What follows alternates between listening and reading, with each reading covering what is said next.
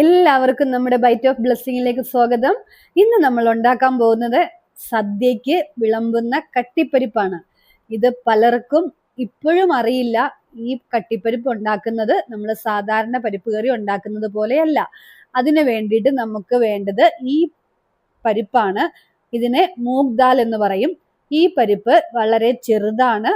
ഒരു സ്വർണ്ണ നിറത്തിൽ നമുക്കിത് കിട്ടും. ഒരു 1/2 കപ്പ് പരിപ്പാണ് ഞാനിവിടെ എടുത്തിരിക്കുന്നത്.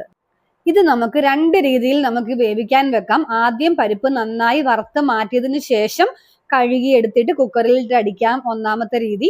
അല്ല പെട്ടെന്ന് നമുക്ക് ഉണ്ടാക്കണം, സമയമില്ല എങ്കിൽ നമുക്ക് ചെയ്യാവുന്നത് പരിപ്പ് നന്നായി ആദ്യമേ കഴുകിയതിന് ശേഷം 1 സ്പൂൺ നെയ്യ് ഇട്ട് കൊടുത്തിട്ട് പരിപ്പ് കുക്കറിലേക്ക് ഇട്ട് കൊടുത്തു. ഞാനിപ്പോൾ അങ്ങനെയാണ് ഉണ്ടാക്കിയിരിക്കുന്നത്.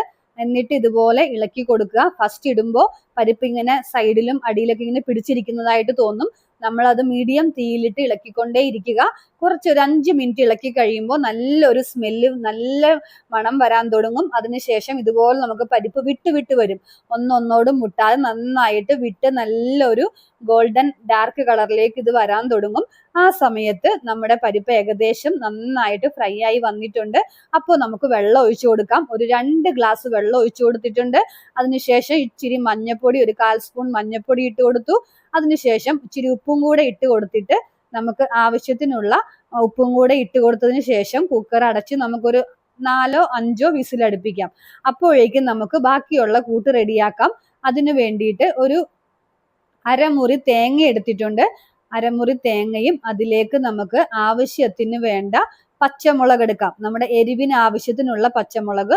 ഇപ്പോൾ ഞാനിവിടെ ഒരു 2 അല്ലി വെളുത്തുള്ളി ഇട്ട് കൊടുത്തിട്ടുണ്ട്. വെളുത്തുള്ളി 1-2 അല്ലി മതി. അത് കൂടിക്കഴിഞ്ഞാൽ അതിന്റെ ടേസ്റ്റ് വ്യത്യാസം വരും. അപ്പോൾ 2 അല്ലി വെളുത്തുള്ളിയും 4 പച്ചമുളക് ഇട്ട് കൊടുത്തിട്ടുണ്ട്. നിങ്ങളുടെ ആവശ്യാനുസരണം എരിവ് കൂട്ടുകയോ കുറയ്ക്കുകയോ ചെയ്യാം. ഒരു ശകലം ജീരകം, ഒരു 1/4 സ്പൂൺ ജീരകവും ഇട്ട് കൊടുത്തിട്ടുണ്ട്. ഇനി നമുക്കിത് നന്നായിട്ട് പേസ്റ്റ് പോലെ അരച്ചെടുക്കാം. അരച്ചെടുത്തതിന് ശേഷം അപ്പോഴേക്കും കുക്കറിന്റെ ആവിയെല്ലാം പോയിട്ടുണ്ട്. നമുക്കത് തുറന്ന് നോക്കാം. നന്നായിട്ട് നമുക്ക് പരിപ്പെല്ലാം വെന്ത് കിട്ടി. കറക്റ്റ് വെള്ളം എല്ലാം കറക്റ്റ് ആയിരുന്നു. നമ്മൾ കട്ടിപ്പരിപ്പാണ് ഉണ്ടാക്കുന്നത്. നമുക്ക് ഓവറായിട്ട് വെള്ളത്തിന്റെ ആവശ്യമില്ല. ഇതുപോലെ പരിപ്പ് നന്നായിട്ട് വെന്ത് വന്നിട്ടുണ്ട്. നല്ല സോഫ്റ്റ് ആയി വന്നിട്ടുണ്ട്. നമ്മൾ ഇതിനു വേണ്ടിയിട്ട് സാധാരണ എടുക്കുന്ന പരിപ്പല്ല, ഞാൻ ആദ്യമേ പറഞ്ഞു. മൂഗ് ദാൽ, നമ്മുടെ ചെറുപയറ്റിൻ പരിപ്പിന്റെ പരിപ്പാണ് നമ്മൾ എടുക്കുന്നത്. അപ്പോൾ നമ്മൾ അതിലേക്ക് ഈ അരച്ചു വെച്ച അരപ്പ് ഒഴിച്ചു കൊടുക്കുകയാണ് ചെയ്യേണ്ടത്. അരപ്പ് ഒഴിച്ചു കൊടുത്തതിന് ശേഷം നന്നായിട്ട് ഒന്ന് ഇളക്കിയതിന് ശേഷം നമുക്കിത് ഒന്നുകൂടെ അടുപ്പിലേക്ക് വെച്ച് ഒന്ന് ആവി കയറ്റിയെടുക്കാം, ചൂടാക്കിയെടുക്കാം. ആ പച്ച തേങ്ങയുടെ ആ സ്മെല്ലൊക്കെ ഒന്ന് മാറി അത് നന്നായിട്ട് അതിലേക്ക് ചേർന്ന് നന്നായിട്ട് വെന്ത് വരാൻ വേണ്ടി നമുക്ക് ഒരു 2-3 മിനിറ്റ് കൂടെ ഞാൻ ഗ്യാസിലേക്ക് വെച്ച് കൊടുത്തു. അതിനുശേഷം നമുക്ക് വേണ്ടത് മെയിൻ ആയിട്ടുള്ള ഇൻഗ്രീഡിയന്റ് നെയ്യാണ്.